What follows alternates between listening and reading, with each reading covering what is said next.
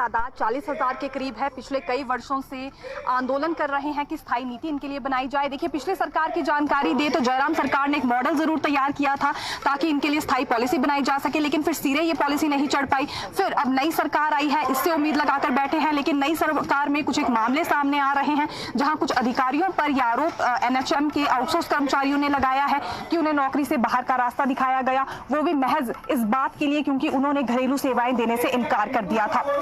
दूसरा बड़ा मामला आईजीएमसी में आउटसोर्स कर्मचारियों का सामने आया है, जहां ये घोषणा तो उनके लिए कर दी गई कि एक्सटेंशन मिलेगा, लेकिन एक्सटेंशन को लेकर अभी तक अधिसूचना जारी नहीं हो पाई है। दर-बदर की ठोकरें अभी भी आईजीएमसी का ये स्टाफ खा रहा है। तो इसी तरह से जगह जगह आउटसोर्स कर्मचारी शोषित हो रहे हैं, इनकी ओर से कई तरह के आरोप लगाए जा रहे हैं। सवाल यही है कि कब इनके लिए स्थायी नीति बनाई जाएगी।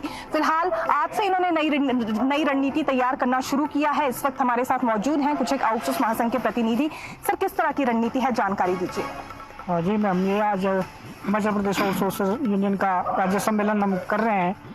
इसमें जैसा आपने अभी कहा कि हिमाचल प्रदेश में आउटसोर्स कर्मचारियों का जो है लगातार शोषण हो रहा है और उन्हें नौकरी से निकाला जा रहा है, उनकी नौकरी की सुरक्षा नहीं है।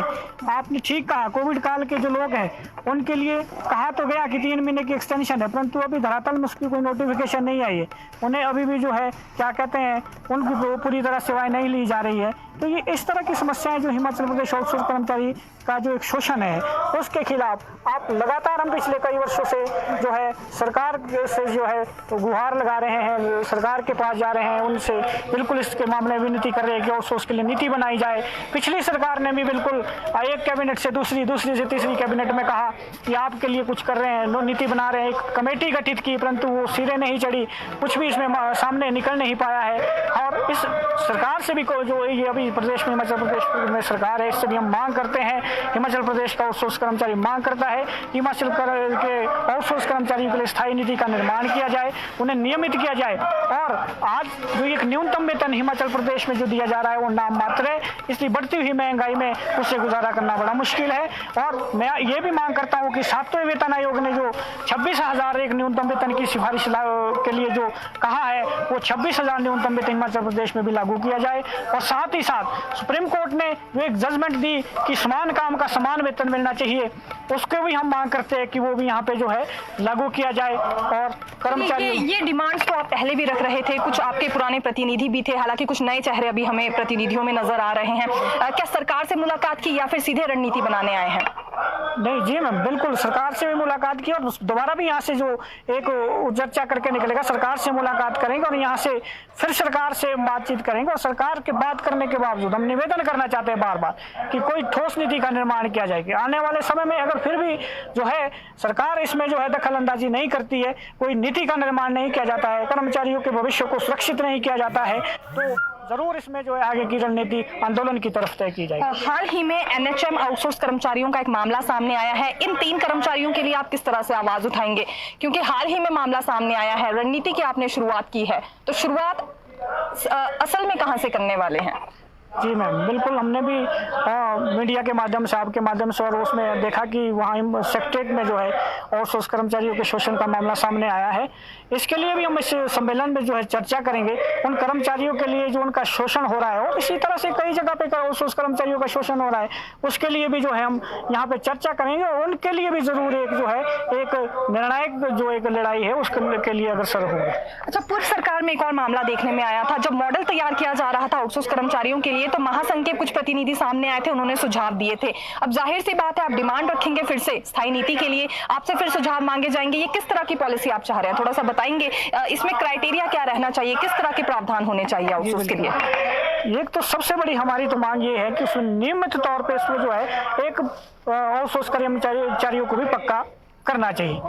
दूसरी बात, एक और हम इसको सरकार को जो है एक वो दे रहे हैं कि अगर कोई इसमें ज़्यादा ही पेज आपको नजर आ रहा है कि आउटसोर्स कर्मचारी को रेगुलर नहीं किया जा सकता, रेगुलर कर्मचारी करना चाहिए, परंतु जो एक वेतन है आज के जो एक समय के आधार पर उसे तो आपको इंक्रीज करना चाहिए। और जॉब की सुरक्षा होनी चाहिए उस कर्मचारी की। उसकी तो नौकरी से निकाला जा रहा है बार बार, 2 साल 3 साल 10 साल का नौकरी कर्मचारी कर रहा है, फिर 10 साल के बाद उसको नौकरी से निकाला जा रहा है। एक नौकरी की सुरक्षा होनी चाहिए, दूसरा जो है सम्मानजनक वेतन होना चाहिए, तीसरा जो एक रेगुलर कर्मचारी को जितने भी जो है क्या कहते हैं भत्ते या उनको जो है सुविधाएं मिलती है, वो आउटसोर्स कर्मचारी को भी वो सारी सुविधाएं मिलनी अच्छा, चाहिए।